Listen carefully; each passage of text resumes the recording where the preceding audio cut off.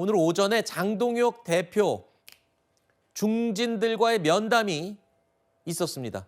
당 노선을 둘러싸고도 지금 지리멸렬한 공방과 잡음이 계속 나오고 있는데 과연 오늘 면담으로 중진들과 좀 해결책을 찾았을지 주목이 되고 있습니다.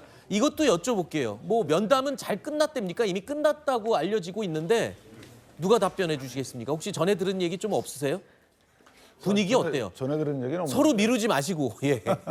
아마 제 생각에는 그 면담 자체가 이제 한계가 있던 거죠. 네. 저는 개인적으로 서로 간에 설득하는 과정까지 간 것 같은데 네. 그중에서 예컨대 뭐 절윤이라는 단어를 써가면서 하는 또 이런 의사가 있을 수 있고 지금 선거가 목전이기 때문에 절윤에 대한 이 절윤이 됐다 안 됐다라는 이 평가받는 것이 굉장히 주관적이기 때문에 보편적인 기준이 없거든요. 따라 저희 얘기를 계속 하게 되면 실제 윤석열 전 대통령을 지지하는 사람들의 표도 모아야 되는 실상을 고려한다 그러면 어느 정도 한계가 있는 것 아니냐라는 식의 의견이 아마 주고받았을 가능성이 큰데 저는 개인적으로 중진 의원들이 당대표께 어떤 의사를 전달하고 설득하는 과정 또는 주고받는 과정은 좋은데 문제는 뭐냐면 장동혁 대표와 그 대안과 미래라는 소장파들과의 사이에서 조정을 했으면 좋겠다는 생각이 드는 거예요. 네네. 어느 한쪽으로 완사이드에 간다기보다는 조정해서 이 부분을 미봉돼도 좋습니다. 개인적으로 선거 전까지. 네. 어느 정도 많은 이 다양한 유권자들의 지지를 다 받을 수 있는 당의 플랫폼 역할을 중진들이 좀 했으면 좋겠다라는 생각이 있는데 네. 어떻게 결론 났는지는 아직 제가 듣지 못했습니다. 글쎄요. 이틀 전에 이 면담이 한 번 있었는데 이때 막 고성이 오가고 오히려 뭐 좀 중재안을 찾은 게 아니라 입장 확인만 하고 돌아왔다 뭐 이런 얘기가 들렸는데 오늘은 좀 뭔가 해결책이 나왔기를 바랬는데 글쎄요. 정확한 분위기와 결론은 아직 알려지지 않고 있습니다. 장동혁 대표와 중진들 과연 어떤 얘기를 했을지요. 혹시라도 오늘 이 이야기를 나눈 도중에도 내용이 들어오면 제가 확인을 해드리도록 하겠습니다. 자, 이런 상황에서 국민의힘 지금 지방선거 준비를 또 해야 되죠. 큰 과제가 있습니다.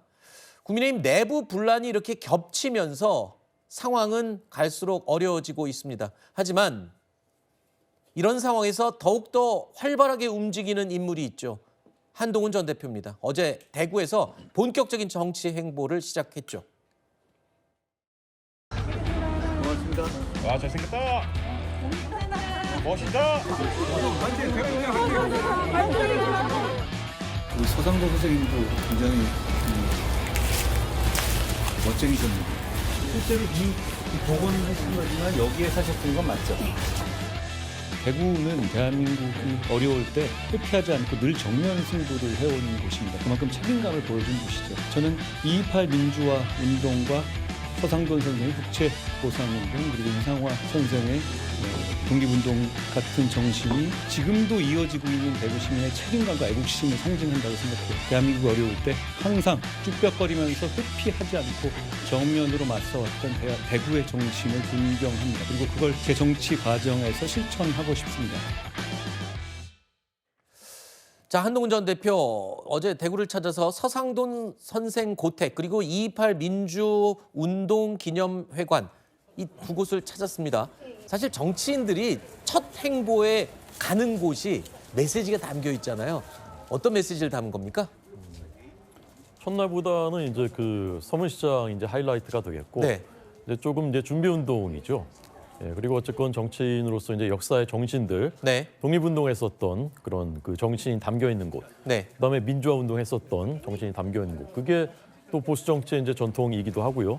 그래서 이제 그런 곳들을 먼저 방문을 하고, 그다음에 이제 그 서문시장 방문을 통해서 거기서 이제 정점을 찍는 네. 그런 구상을 한 것이 아닌가 생각하고. 일단 정치 행보인 건 분명한 거 있습니다. 아, 물론이죠. 네. 저걸 계산 안 하고 그냥 뭐 그렇죠. 한번 가봤다, 대구를 어떻게 하다 우연히 먼저 갔다라는 것은 이제 누가 그걸 그렇죠. 생각하겠습니까?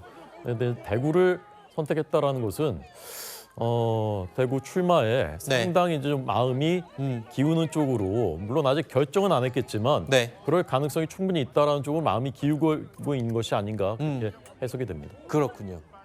자, 그리고요. 한동훈 전 대표 어제 대구를 찾아서요. 이 보수의 텃밭이죠, 대구가. 바로 거기서 지금 대척점에 서 있다고 할 수 있는 장동혁 대표를 저격하는 뼈 있는 말들을 여러 가지를 남겼습니다. 일단 들어보시죠.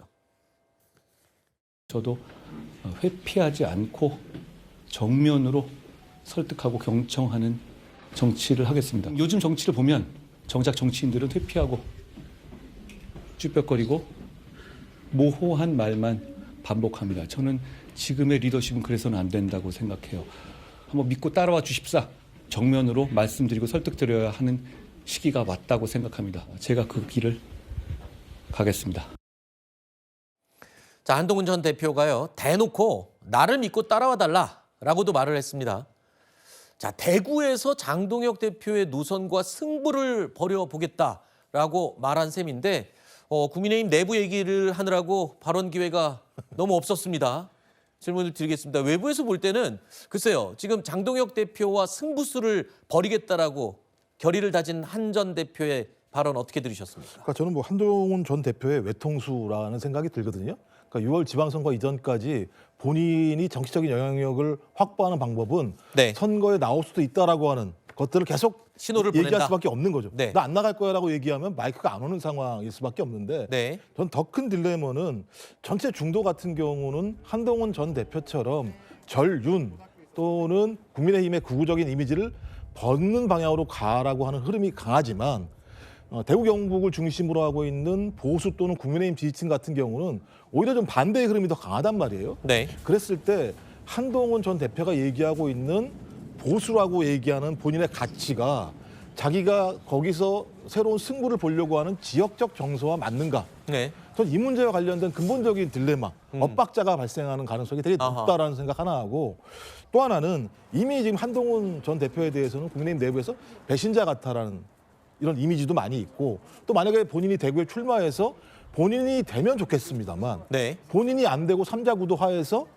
만약에 국민의힘이 떨어진 일이 벌어졌을 때에는 책임론이 있다. 훨씬 더 큰 책임론이 이런 뭐 벌어질 수밖에 없고 만약에 졌을 때에는 복권이 좀 어려운 문제가 있어요. 네. 그래서 뭐 정치라는 건 알 수 없고 생물 네. 같은 겁니다만 본인이 얘기하고 있는 새로운 보수의 가치가 무엇인지 명확히 각인시켜줄 필요가 있다. 안 그렇게 되면 모지라고 하는 오히려 예를 들면 국민의힘에 반대되는 입장만으로 비칠 수 있는 측면이 분명히 있기 때문에 네.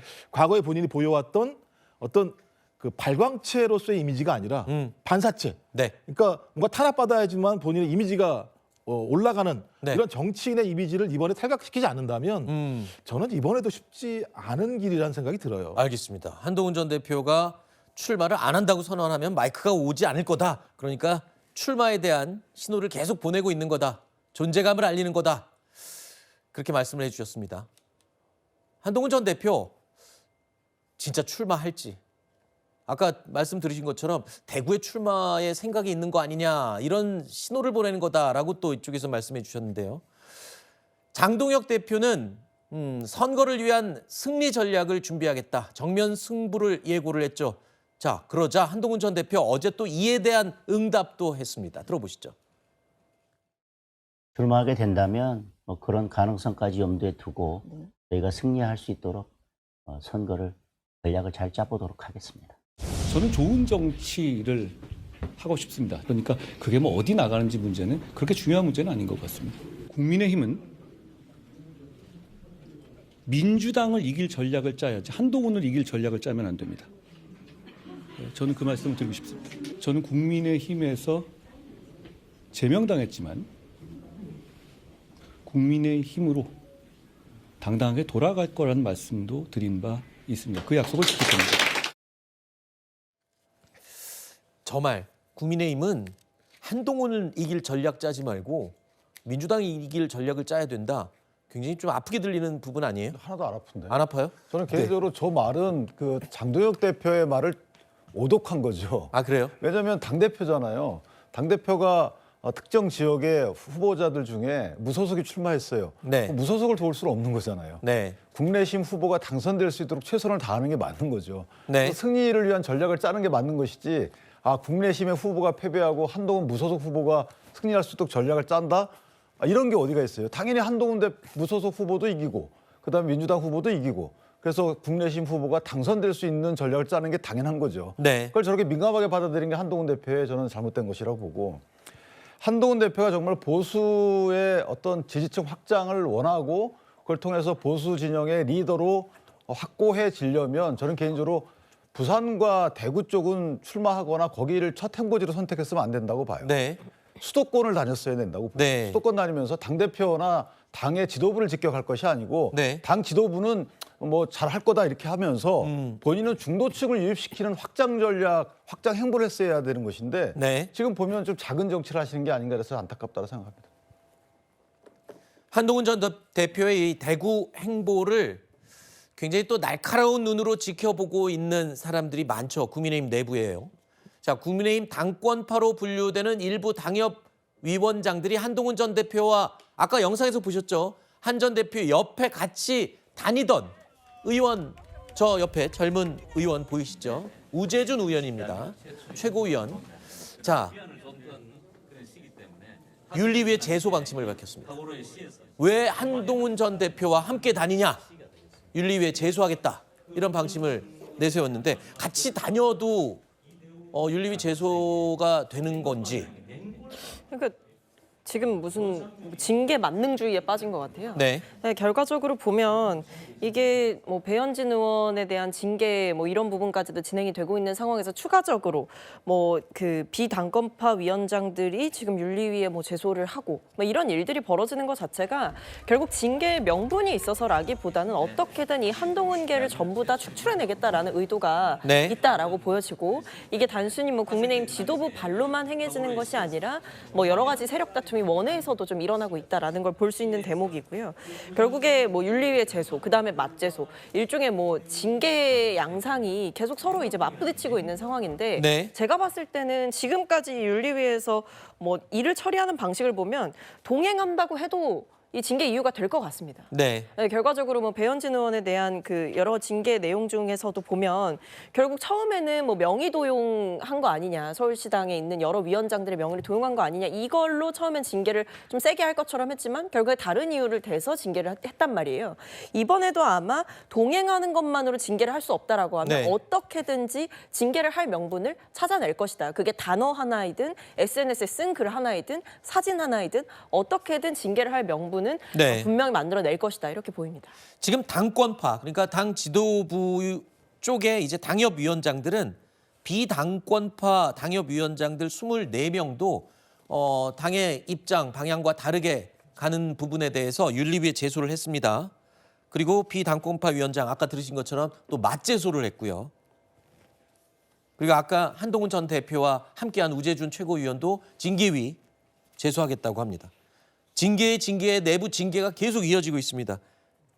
그 앞부분에 있었던 배현진 의원, 당원권 정지 1년 징계를 받았는데 지금 징계 효력 정지 가처분 신청했고 오늘 이제 첫 번째 신문이 열립니다. 근데 여기에 또 국민의힘 지도부가 배현진 의원이 서울시당 위원장이잖아요. 근데 지금 사고시당으로 서울시당을 지정했어요. 이게 뭐냐 하면 한마디로 이제 당 대표 직권으로 서울시 관련해서 공천을 하겠다.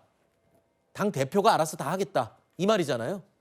네, 이게 그 시당위원장이 공석이 되면 이제 세 가지 방법이 있는데 네. 첫 번째는 40일 안에 이제 재투표를 하는 것이고 두 번째는 이렇게 그 사고 시당으로 지정을 하게 되면 그러면 직무대행을 당 대표가 지명할 수 있는 네. 이런 이제 그 방법이 있고 그다음에 수석부위원장이 대행하게 하는 방법도 있는데 서울시당의 수석부위원장들은 대체로 비당권파입니다. 네. 그러니까 이제 당 지도부 입장에서는 지금 투표를 하는 것은 쉽지 않은 일이고 네. 내달 6일까지는 서울시당 공천관리위원회를 구성해야 되거든요. 네. 쉽지 않은 일이고 그렇다고 해서 수석부위원장한테 주기도 마뜩지 않고 네. 그러니까 이제 사고 시당으로 지정을 해서 직무대행을 당대표가 지명을 하는 이런 방향으로 이제 갈 것 같은데 그렇다 하더라도 그것이 당 지도부가 공천을 좌지우지할 수 있는 뭐 그런 그렇게까지 하는 것은 좀 과대 해석이다 네. 보여지고요. 특히 이제 서울시장이 제일 관심이지 않습니까? 네. 서울시장은 당초에는 경선 룰을 7대3 당원을 7로 이렇게 한다라는 방안이 검토가 됐었는데 그렇게 되면은 오세훈 시장한테 상당히 불리하게 적용할 수 있거든요. 네. 왜냐하면 새로 늘어난 당원들이 이른바 당권파 당원들이 많기 때문에 네. 네. 그렇지만 어쨌건 최종적으로는 5대5로 했기 때문에 서울시장 후보는 결국 경선을 통해서 네. 결정이 될 것이다. 그러나 아마 지도부의 마음속에는 네. 뉴페이스, 네. 뉴스타트 이런 쪽을 좀 염두에 두고 있는 거 아닌가 네. 그런 그 해석을 할 수 있을 것 같습니다. 결국에는 뭐 사고시당으로 서울시당을 지정을 하면서 결국에는 당대표의 공천권 행사 가능성을 여쭤봤더니 그럴 가능성은 없어 보인다 지금 말씀을 하시는 것 같은데 네. 저는 왜 그 질문을 드렸냐면 죄송합니다만 결국에는 지금 오세훈 시장을 견제하기 위한 그런 또 한 단계 스텝이 아니냐 그런 질문을 드리고 근데 싶었거든요. 그거는 좀 저는 납득하기 어려운 게 너무 간 질문인가요? 처음에 공천 과정에서는 서울시당위원장이 관여할 수가 없어요. 네. 광역자치단체장의 공천 네네. 과정이에요. 그러니까 그 공천 단계에서는 상관이 없고요. 네. 그다음에 선거 운동 과정에서는 어느 분이든 만약에 후보자로 누가 추천이 돼요. 네. 그러면 그 후보자와 친소 관계에 따라서 서울시당위원장이 선거 운동을 잘해주고 못해주고 방해할까요? 그러니까 앞뒤가 안 맞는 주장이라는 거죠. 네. 말씀 주셨지만 이미 공천 관련 룰에 대해서는 당원 당규 개정 당시에 이미 다 결정을 했고 그다음에 공천 관련해서 한 말씀 더 드리면 자치구 공천 관련해서요. 네. 서울시당위원장이 영향력이 있을 수 있죠. 공천 관련을 꾸리니까. 그런데 네. 해당 그 후보자가 만약에 거기에 나 이거 받아들이기 어려워라고 이의 신청하면 중앙당 공관이 또 와요. 네. 그렇기 때문에 최종적으로 어차피 중앙당 공관위가 하는 겁니다. 네. 이의 신청 여부에 따라서 이 공천 때문에 공천권을 뺏기 위해서 징계했다. 이 부분도 논리적 비약이 있다는 거예요. 알겠습니다. 그나저나 이 국민의힘 내부의 이 혼란은 언제쯤 좀 가라앉을까요? 지방선거 준비도 할 게 많을 텐데 말입니다.